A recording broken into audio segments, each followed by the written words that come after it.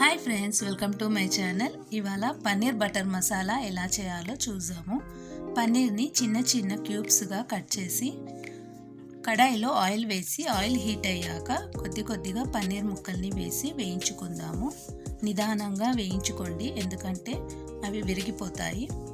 So ఇలా చూస్తున్నారు కదా, అలా నిదానంగా వేయించుకొని ఫుడ్ కలర్ వేసిన వాటర్లో అన్నీ వేసి పక్కన పెడదాము. ఫుడ్ కలర్ అనేది ఆప్షనల్, ఇష్టం ఉన్నవారు వేయండి, లేదంటే నార్మల్ వాటర్లో వేసి పక్కన పెట్టుకోండి. చూసారు కదా, అలా నిదానంగా వేసి పక్కన పెట్టుకోండి. ఇప్పుడు మూకుట్లో ఆయిల్ వేసి 2 పెద్ద సైజు ఆనియన్స్ కట్ చేసి వేయించుకుందాము. ఎక్కువగా వేయించకుండా నార్మల్గా వేసి తీసేయండి. అలానే ఆనియన్స్ వేగాక టొమాటోస్ కూడా అలానే వేయించుకుందాము.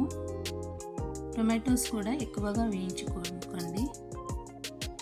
చూసారు కదా, అలా లైట్గా వేయించి పక్కన పెట్టుకోండి. ఇప్పుడు మిక్సీ జార్లో ఫస్ట్ ఆనియన్స్ వేసి పేస్ట్ చేసుకుందాము. ఆనియన్ పేస్ట్ రెడీ అయ్యాక అది పక్కన పెట్టి టొమాటోస్ కూడా వేసి టొమాటో పేస్ట్ చేసుకుందాము. ఆనియన్ టొమాటో పేస్ట్ సపరేట్గా పెట్టుకుందాము.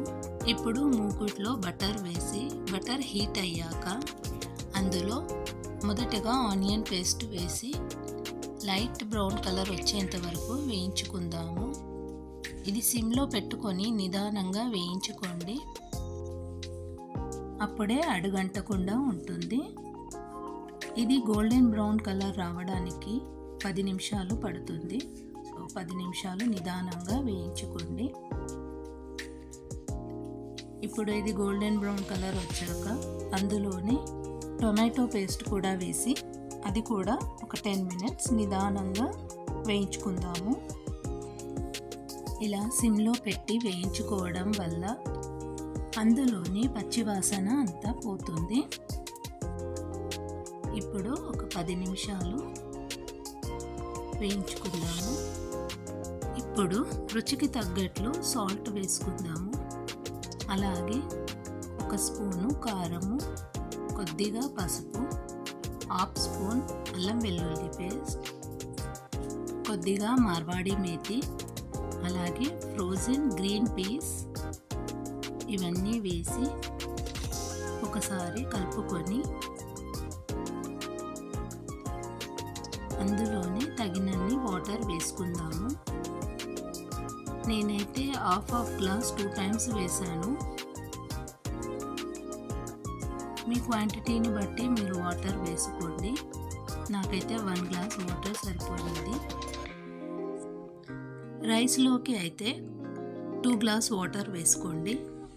నాకైతే పరోటాకి కాబట్టి నేను 1 గ్లాస్ వేసుకున్నాను.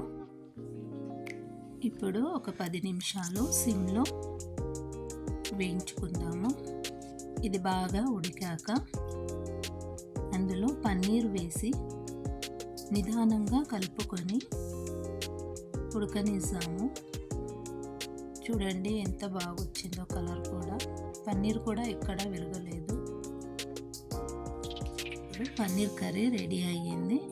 సో మనము క్రీమ్ పై నుండి కొద్దిగా వేసుకొని పక్కన పెట్టుకుందాము. అలాగే పరోటాలు చేసుకుందాము. పరోటాలు నేను రెడీమేడ్ తెచ్చుకున్నాను, ఎందుకంటే నాకు టైం లేకుండే. సో నేను ఎక్కువ బయటివి ఏమీ తినము, ఇంట్లోనే చేసుకుంటాము. ఇంకా టైం లేదు కాబట్టి ఈసారికి ఇలా కానిచ్చాము. మీలో ఎంతమందికి ఇలా రెడీమేడ్ పరోటాలు తినడము ఇష్టమో కామెంట్లో తెలియచేయండి. పరోటాలు బాగానే ఉన్నాయి, కాకపోతే ఎక్కువసేపు బయట పెట్టలేము. అది బయట ఎక్కువసేపు ఉంటే ముద్దలా అయిపోతుంది. మనకు కావలసినవి తీసుకొని ఎంబడే మళ్ళీ ఫ్రిడ్జ్లో పెట్టుకోవాలి.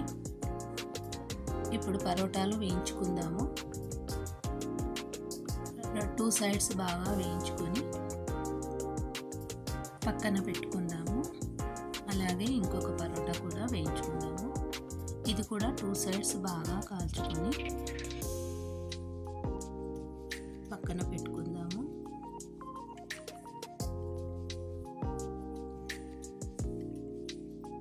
చూడండి అసలు కలరు ఎంత బాగా వచ్చిందో, టేస్ట్ కూడా చాలా బాగా కుదిరింది. పన్నీర్ కూడా ఎక్కడా విరగలేదు.